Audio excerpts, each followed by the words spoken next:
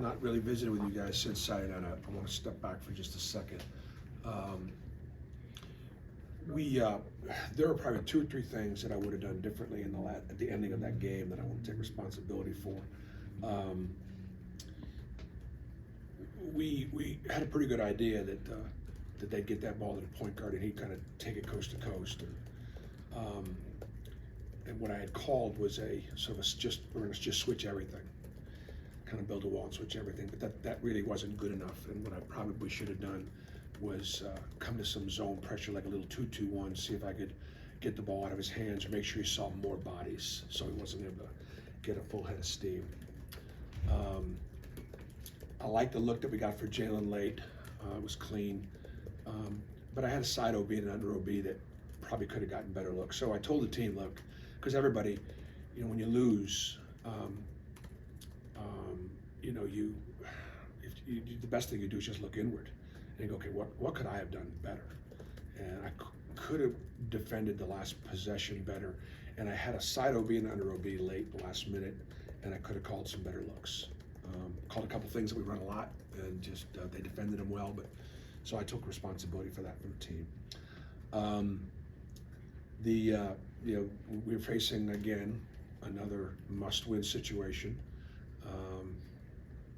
Last time against Missouri, it was because there was a really good prize on the win, because Missouri had won 4 in a row. They had just beaten Tennessee.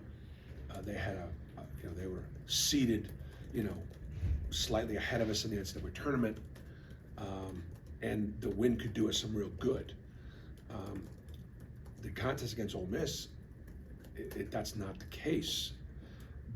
A loss could do us almost irreparable damage because of just the math.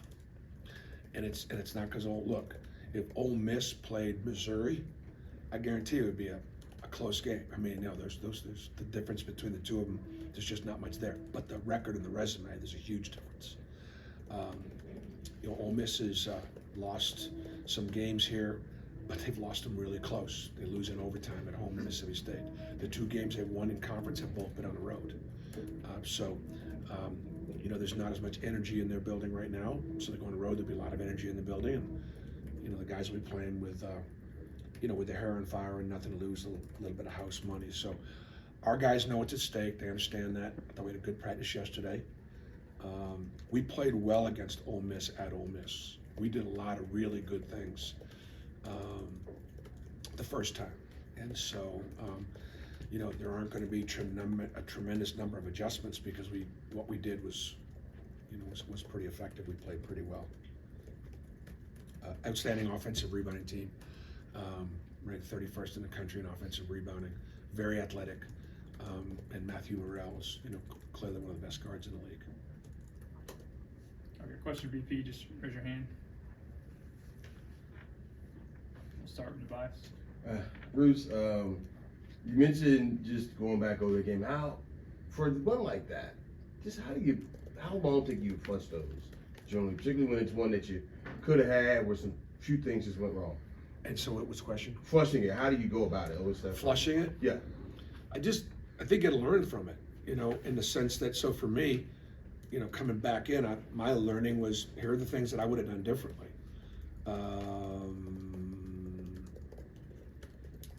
And we had, again, getting stops without, trying to be repetitive, we fouled at the end there on a couple of occasions, we had almost a shot clock violation, but got called for a foul at the end there. And again, we said last week, how do you win at the end of games? You get stops and you get to the foul line. I mean, I think I said that if you look back to last week, just how do you do it?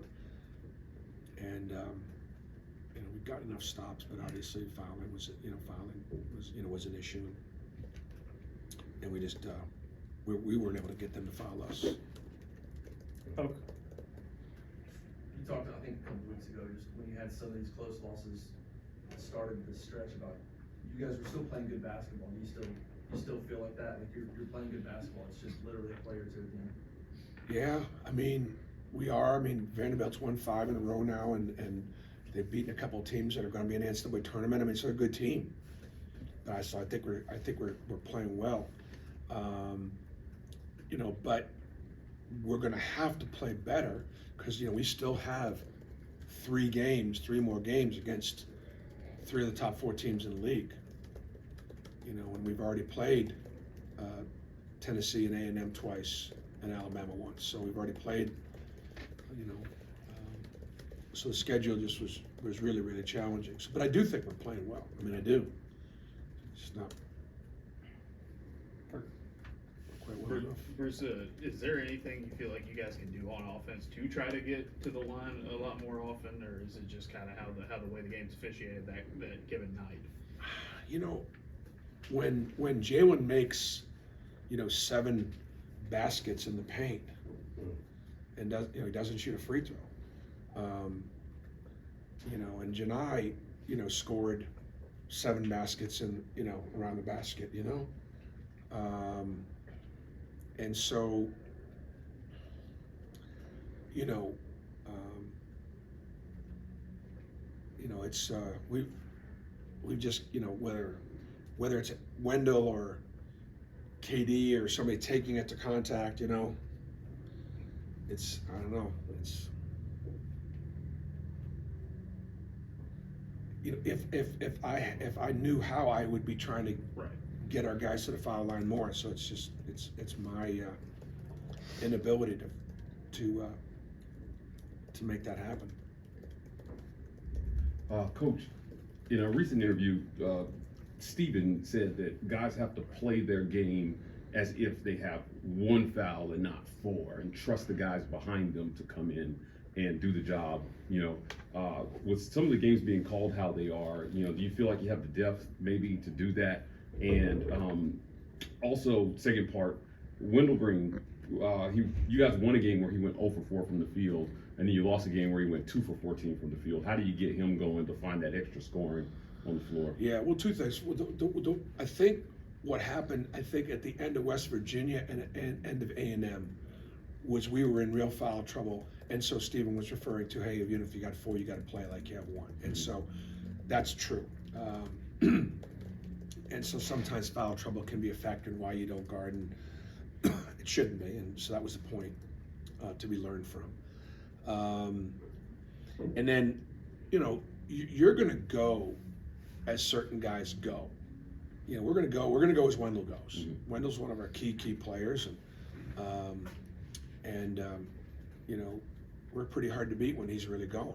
So whether it's 9 assists, no turnovers against Missouri, where you kind of feel like he's really going, distributing, but then against 2 for 14, we're just not going to win many games, right, you know, in that situation. So, yeah, I think in those situations, I trust Wendell, okay, and then if in a particular night, and not just specific to Wendell, but let's just say any of your best players, if the opponent, whether through personnel or scheme, are doing a great job taking you away, and you've got to find a way to get it to somebody else.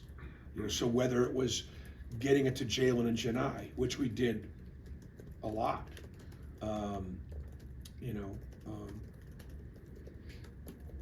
That said, it's you know, it's really hard to, particularly late in the game. I mean, late in the game, it's pretty much a guard's game. So I think Wendell's okay with as he goes, we goes. That's a great compliment. I trust him and I have confidence in him, and but we're working on some things to put him in some better positions where he's maybe not getting double teamed quite as much. A couple more, Nathan. Bruce, I think over the last month, y'all are only like 10 turnovers a game. Even in the games your offenses haven't been as good, turnovers are still low. What do you think is the key to that right now, and how key will that be? Yeah, such a great, so key. It's the reason why we've been able to be in all these games, and you know, like we talked about before, being in all these games has kept us in position. You know, you're getting credit for playing well and playing in tough places. I mean, we're not having fun not winning, but that's important. Like, for example, Ole Miss, they do a great job turning you over, and they really finish, and they play pretty fast, and they need turnovers to win. So we're gonna have to continue to do that. What I attribute to it is just the guys valuing the possession more. For example, KD, has been more measured in how aggressive he's been. He's turned it over a lot less this year. You might say, well, he's not playing as well. He may not be doing as much, but he's also not hurting us as much because he's taking better care of the ball. Al Flanagan taking better care of the ball. I think the other thing is too is having some other, like having guys. Jalen Williams is one of the best passing bigs out there. He does such a great job, just being a hockey assist and being a facilitator. That his assist turn ratio is really important to us. Advice. Bruce, traditionally basketball says teams that go to the basket shoot more free throws. What happens when that doesn't work, and how do you get through that? I think that that's true. What I would say is let's give Vanderbilt credit for defending us with verticality and working really hard at not fouling us. I believe that I just can't say anymore. I'm sorry. Kurt. I know you mentioned him after the game against Vanderbilt, but I mean, how crucial is it when Lior can come in and hit several shots, but also make some plays on defense, like taking those charges and grabbing a couple of rebounds? Yeah, I mean, Lior's played another really good game, another really solid game. He's such a solid defender, and he's confident offensive player, and he belongs out there. He really does, and I'm very proud of him, very happy for him, and we'll continue to utilize him.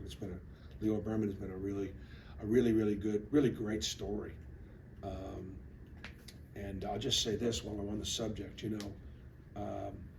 we've been on 12 scholarships the last 2 years to satisfy our NCAA penalty, and so we're past that now. Lior Berman would have been the recipient of those scholarships the last 2 years, clearly.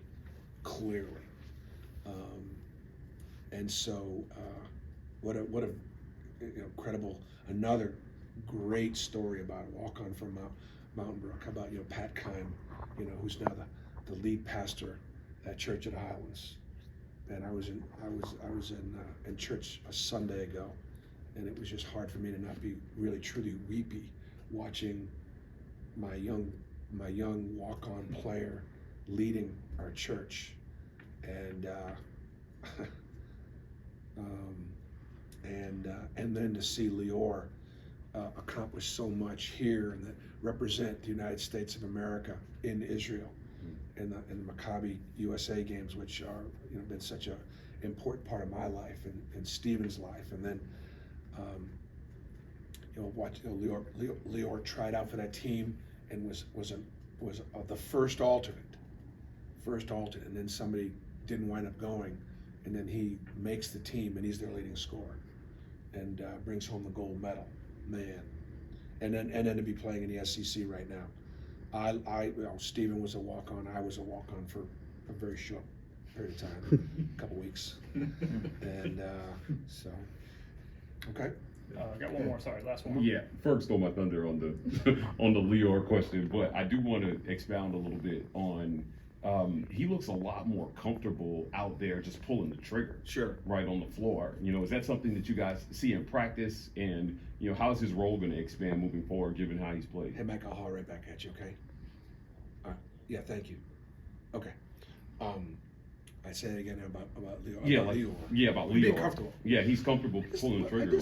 Well, I mean, look, he knows he's a really good shooter, and he knows he's got a good shot fake game, and he's older. And so he's not afraid out there. And every now and then when you see me yelling at him, and I've gotten on, in fact my wife's yelled at me a couple times for yelling at Lior. She has. It's because I want him to be more aggressive. And I yell at him a lot of times to make the pass or take the shot or make the play. And it's not that he's not willing to, but I just it's my confidence in him.